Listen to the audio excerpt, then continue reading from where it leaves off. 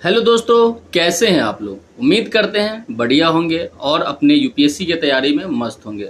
दोस्तों, आज हम दिव्या मैम की जो दृष्टि में टेस्ट देते थे उसका कॉपी आप लोगों के बीच लेके आया हूं, जिसमें आज हम लोग देखेंगे कि उनके लिखने का तरीका क्या था। और यह जो पुराना कॉपी है जिसमें देख सकते हैं कि यूपीएससी जो एग्ज़ाम 2021 में टेस्ट दिए थी, मतलब 2022 के लिए, तो उसका यह कॉपी है। ठीक है, तो देखेंगे कि आखिर ये दृष्टि के जो टेस्ट चलता है टेस्ट सीरीज, उसमें उन्होंने टेस्ट दी थी, किस तरह से परफॉर्मेंस रहा उसके बारे में देखेंगे। और उनका लिखने का तरीका क्या है, ठीक है, वो किस तरह से लिखती है और वो किस तरह से डायग्राम फॉर्म यूज करती है और स्ट्रक्चर फॉर्म यूज करती है, इन सभी बातों को आज की इस वीडियो में देखने वाले हैं।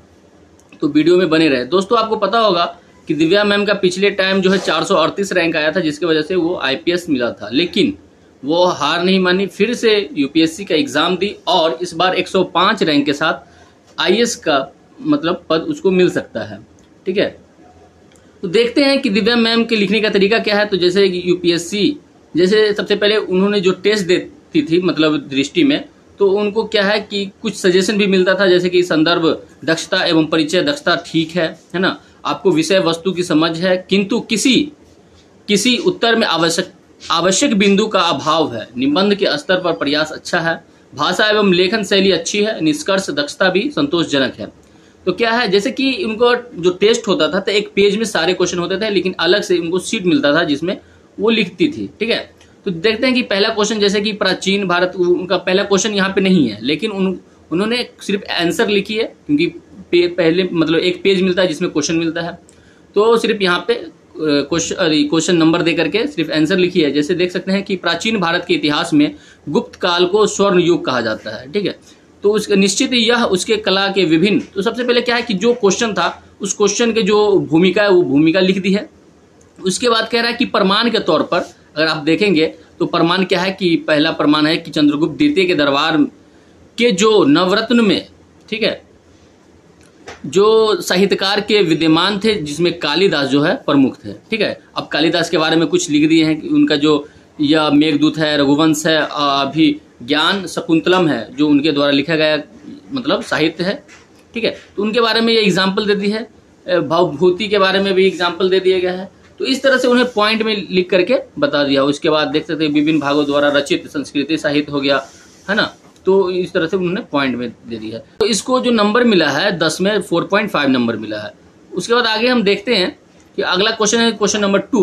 क्वेश्चन नंबर 2 में क्या है कि जो क्वेश्चन रहा होगा उसका जो ये भूमिका लिख दी है, जहां जहां पे मेन पॉइंट है वहां पे अंडरलाइन कर दिए हैं। जैसे कि यहाँ पे देख सकते हैं ये अंडरलाइन कर दिए हुए मैम, ये अंडरलाइन। ठीक है, जिससे क्या है कि एग्जामिनर को ये सीधे वहां पे नजर जाए कि हाँ जो क्वेश्चन में पूछा गया है वो उन्होंने यह तथ्य जो है यूज किया है या नहीं, पॉइंट यूज किया है या नहीं।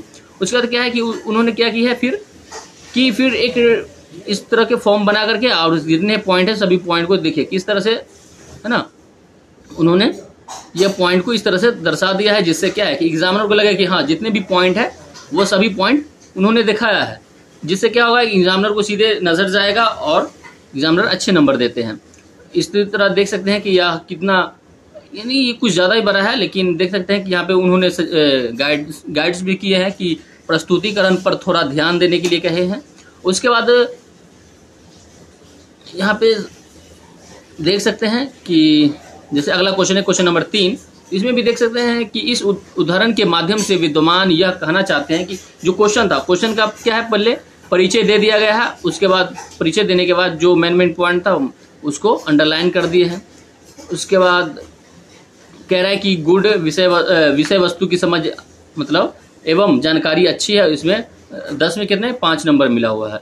तो इसी तरह उनका जो लिखने का तरीका है और वो सुधार करते गए, क्योंकि यह तो 2021 का कॉपी है, लेकिन जो इस बार दी है 2022 में जो एग्जाम दी थी उसके लिए जो मतलब जो उसके पीछे जो लिखा है उसका कॉपी अभी अपलोड नहीं हुआ है, तो आप लोगों के सामने अपलोड मतलब लेके नहीं आए हैं।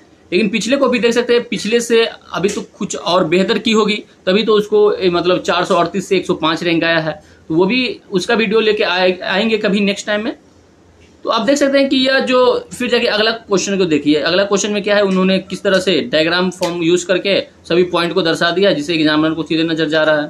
ठीक है, यहाँ देखिए कितने अच्छे बेहतर तरीके से समझाइए। यहाँ पे उपाय है, ठीक है, जो उपाय है उसके बाद उपाय को किस तरह से एक इधर ना जी, अगर आप लोग पैराग्राफ में लिखते हैं तो पैराग्राफ में क्या होगा कि उतना नजर नहीं जाएगा, हाँ, लेकिन ये पॉइंट में लिख करके है ना डायग्राम फॉर्म यूज किया, उसके बाद चारों तरफ से क्या है लाइन खींच दिए, ठीक है, जिससे क्या होगा कि हाँ एग्जामिनर को लगेगा कि ये पूरे चीज दर्शाया हुआ है, ठीक है। विषय वस्तु की समझ एवं जानकारी अच्छी है, इसमें 10 में 4.5 नंबर मिला हुआ है, ठीक है। उसी तरह अगला क्वेश्चन के लिए क्या है कि पहले नंबर क्या है, भूमिका तो लिखना ही है, आपको भूमिका लिख दी है, ठीक है। उसके बाद कंक्लूजन भी, जैसे कि देखते हैं पिछले क्वेश्चन में कंक्लूजन भी लिखी हुई है मैम, है ना। तो कंक्लूजन देखो, भूमिका कंक्लूजन लास्ट में लिखना ही है, बीच में जितने भी डायग्राम फॉर्म यूज करना है, पॉइंट यूज करना है, आप कर सकते हैं। जैसे देखिए किसका भूमिका लिख दिए हुए, जहां जहां पे मेन पॉइंट था उसको अंडरलाइन कर दिए मैम, ठीक है। उसके बाद क्या है कि अगर देख सकते हैं अगला तरलता के नियंत्रित करने की जो उपलब्ध साधन है, तो क्या किए उनको बॉक्स में घेर दी है ना। उसके बाद नीचे दे करके और उसके बाद जितने भी पॉइंट है पॉइंट में लिख दिए। तो यानी सभी फॉर्मेट उन्होंने यूज की है कि किस तरह से बेहतर अपने आंसर राइटिंग को कर सके। कह रहे कि आवश्यक आप जो अवधारणात्मक जो समझ एवं जानकारी है वह अच्छी है और इसको 10 में 5 नंबर मिला है। और ये जो है लास्ट में क्या की है कंक्लूजन लिख दी है। उसी तरह अगला क्वेश्चन 6 क्वेश्चन नंबर जो आंसर लिखी है, जैसे गिग इकोनॉमी अर्थव्यवस्था के उस रूप को कहते हैं जिसे रोजगार, ठीक है, व्यवस्था अनुबंध आधारित होते हैं। तो उन्होंने सबसे पहले जो मैन था, ठीक है, पॉइंट गिग इकोनॉमी में उनको उन्होंने पहले अंडरलाइन कर दिए हैं। उसके बाद क्या है कि जैसे एग्जाम्पल दिया है, तो एग्जाम्पल में क्या है कि उदाहरण के रूप में जैसे ओला, उबर, ओयो जैसे व्यवसायों को ले सकते हैं। तो ये सब क्या हो गया एग्जाम्पल हो गया, उनको अंडरलाइन कर दिए हुए मैम।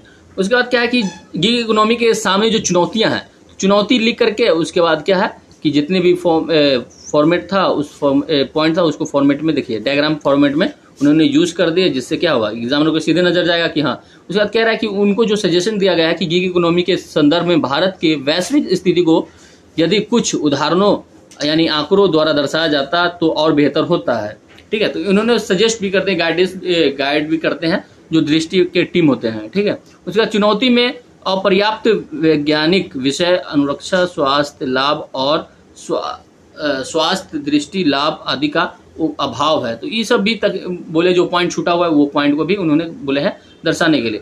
तो क्या है कि आपको आंसर राइटिंग सबसे पहले आप जान लीजिए कि यूपीएससी क्या है। यूपीएससी जो एग्जाम है वह सबसे पहले लिखने का तरीका है, वह लिखने का तरीका को स्पष्टीकरण करता है कि आप कितने बेहतर लिख सकते हैं, तभी आप यूपीएससी क्वालिफाई कर सकते हैं। आपको जानकारी के साथ आपको लिखने का एक बेहतर तरीका होना चाहिए, है ना। तो वही खोजता है वो कि आप किसी चीज को कैसे, अगर पैराग्राफ में बहुत बड़ा पैराग्राफ में है तो उसको कैसे आप शॉर्ट फॉर्म में किसी चीज को आप डायग्राम के फॉर्म में बता सकते हैं, समझा सकते हैं, और अगर दिया हुआ है कहीं तो उसको समझ सकते हैं, है ना। क्योंकि आप अगर यूपीएससी एग्जाम क्वालिफाई करने के बाद अगर कोई जिला के जाते हैं, ठीक है, तो वहाँ के अगर किसी तरह के मुद्दा आता है तो वो पैराग्राफ में लगभग 20, 30, 50 पैराग्राफ में आता है, तो उसको आप 2 मिनट में देख करके कैसे समझिएगा, ठीक है। तो उसके लिए अंडरस्टैंडिंग होना चाहिए। तो वही अंडरस्टैंडिंग यूपीएससी कहता है प्रैक्टिस के दौरान आपको डेवलप करना है, ठीक है। तो जैसे कि क्या है कि अगला प्रश्न देखते हैं। तो अगला प्रश्न में क्या है कि उन्होंने जहाँ पे छोड़ा क्या है निपटाने हेतु, है ना, उपाय क्या है, तो उपाय को उन्होंने क्या है पॉइंट में लिख दिया हुआ है। उसके बाद इसमें इनको 15 में 5.5 नंबर मिला है, कुछ ज़्यादा नंबर नहीं मिला है क्योंकि उनका लिखने का तरीका थोड़ा अच्छा नहीं था इसमें, क्योंकि ये पुराना कॉपी है। तो पुराना कॉपी में इस तरह से लिखते थे जिसमें उनको इतना कम नंबर आता था, फिर भी उसको 438 रैंक आया है, ठीक है। इस बार जो उसने एग्जाम दी है यूपीएससी 2022 वाले जो है उसमें 105 रैंक आया है, तो उनका जरूर सुधार हुआ तभी तो इतने अच्छे रैंक आए हैं, ठीक है। तो देखिए कार्य केवल की सुरक्षा के लिए और अधिक व्यवस्थित नियम बनाना, विवाद समाधान के लिए प्रभावी तंत्र विकसित करना। तो ये सब जो पॉइंट छूटा हुआ है वो पॉइंट को बोले दर्शाने के लिए, जिससे आपका जो है कि आंसर राइटिंग मतलब जो आंसर है और वैल्यूएबल हो सकता है। प्रयास अच्छा है किंतु उपयुक्त सुझावों के आधार पर और बेहतर किया जा सकता है। तो जो दृष्टि की टीम है वो उन्होंने सजेस्ट किया कि इस तरह से आप लिख सकते हैं।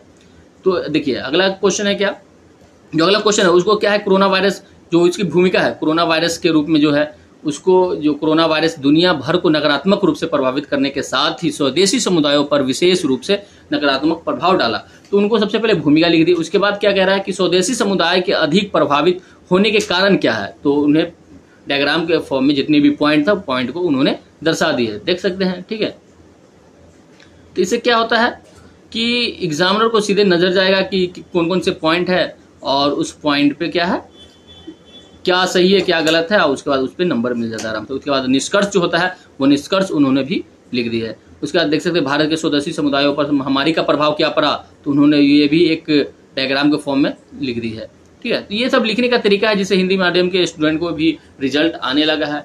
ठीक है, तो ये जैसे हमने पिछले वीडियो बनाया था जो इशिता किशोर मैम की थी, तो उसमें देख सकते हैं कि अंग्रेजी मीडियम से भी कितनी बेहतरीन लिखी हुई थी। ठीक है, तो हम अंग्रेजी मीडियम के स्टूडेंट से भी सीखना चाहिए कि आखिर आंसर को कैसे बेहतर फॉर्म में बनाया जाए जिससे हिंदी माध्यम के स्टूडेंट को भी अच्छे रैंक आ सकते हैं और आता भी है। पिछले टाइम देखे थे कि रवि कुमार सिहाग सर का जो उनका 18 रैंक आया, सुनील सनवत्ता सर का कितना 22 रैंक आया है, तो उनका भी कॉपी हमने यूट्यूब पे अपलोड कर चुके हैं। अगर आप मेरे यूट्यूब चैनल पे जाएंगे तो देख सकते हैं वहां से, तो उनका भी कॉपी में अगर देखेंगे आप तो उन्होंने बहुत ज्यादा डायग्राम का फॉर्म, स्ट्रक्चर का फॉर्म, जहां पे मैप का हुआ है मैप बहुत ज्यादा यूज किए हैं। ठीक है, जिससे क्या एग्जामिनर उससे देख करके ही समझ जाता है कि हाँ बच्चे में कुछ क्वालिटी है और उसने अच्छे नंबर देते हैं।